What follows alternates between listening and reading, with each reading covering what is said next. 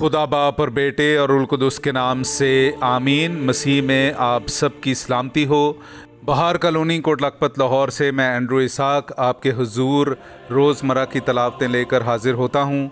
तो मेरे अजीज़ों, आइए हम भरपूर ईमान के साथ आज की तलावतें सुनते हैं।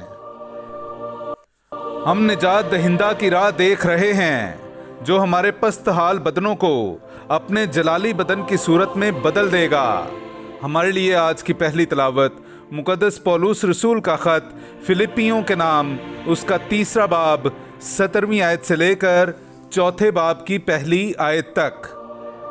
ऐ भाइयों, तुम मेरे साथ मुकल्लिद हो और उन लोगों पर गौर करो जो उस नमूने पर चलते हैं जो हम में देखते हैं, क्योंकि बहुतेरे ऐसे हैं जिनका जिक्र मैंने तुमसे बार बार किया है और अब भी रो रो कर कहता हूँ कि वो अपने चाल चलन से मसीह की सलीब के दुश्मन हैं। उनका अंजाम हलाकत है, उनका खुदा पेट है, उनका फ़ख्र उनकी शर्मनाक बातों पर है।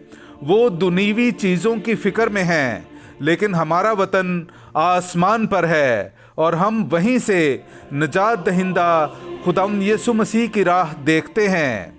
जिस कुदरत से सब चीज़ों को अपने ताबे कर सकता है, उसकी तासीर के मुताबिक वो हमारे पस्त हाल बदन की शक्ल बदल कर अपने जलाली बदन की सूरत पर बनाएगा।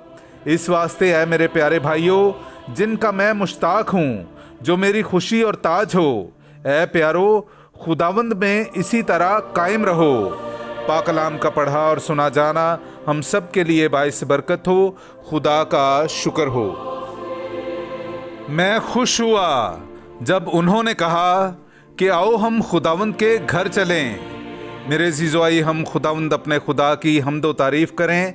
मैं आपके सामने पढ़ूंगा ज़बूर नंबर 122 उसकी पहली आयत से लेकर 6ठी आयत तक।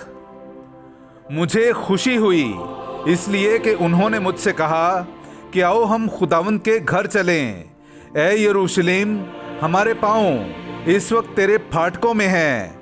ऐ यरूशलेम, तू जो शहर की मानिद पुख्ता इत्तेहाद से तामीर हुआ है, वहाँ कबाइल यानी खुदावंद के कबाइल इसराइल की शहादत के मुताबिक जाते हैं ताकि खुदावंद के नाम का शुक्र करें।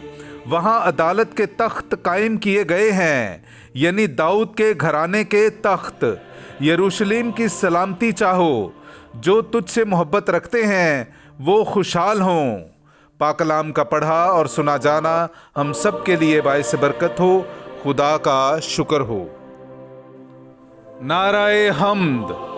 खुदा का कलाम जिंदा और मौसर है और कल्ब के ख्यालों और इरादों को भी जांचता है। हालेलुया। मेरे अज़ीज़ों, आइए हम आज का इंजीली इक़्तिबास सुनते हैं। इंजील मुक़द्दस बामुताबिक मुक़द्दस लूका उसका 16वां बाब पहली आयत से लेकर 8वीं आयत तक। फिर उसने शागिर्दों से भी कहा कि एक दौलतमंद आदमी था जिसका एक मुख्तार था और उसके पास उस पर इल्ज़ाम लगाया गया कि ये तेरा माल उड़ाता है। तब उसने उसे बुलाकर कहा कि ये क्या है जो मैं तेरे हक में सुनता हूँ। अपनी मुख्तारी का हिसाब दे, क्योंकि आइंदा तू मुख्तार नहीं रह सकता। उस मुख्तार ने अपने जी में कहा कि मैं क्या करूँ, क्योंकि मेरा मालिक मुख्तारी मुझसे ले लेता है। खुदाई मुझसे होती नहीं और भीख मांगने से मुझे शर्म आती है। मुझे मालूम है कि क्या करना चाहिए ताकि जब मुख्तारी से माजूल हो जाऊं तो लोग मुझे अपने घरों में जगह दें। बस अपने मालिक के एक एक कर्जदार को बुलाकर पहले से पूछा कि तू मेरे मालिक का कितना धराता है। उसने कहा 100 बत तेल। उसने उससे कहा कि अपनी दस्तावेज ले और जल्द बैठकर 50 लिख दे। फिर दूसरे से कहा तू कितना धराता है। उसने कहा 100 कुर गेहूं। उसने उससे कहा अपनी दस्तावेज ले और 80 लिख दे।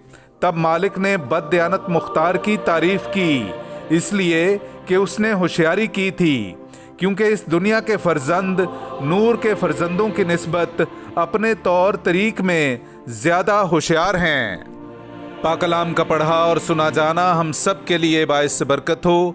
खुदा का शुक्र हो।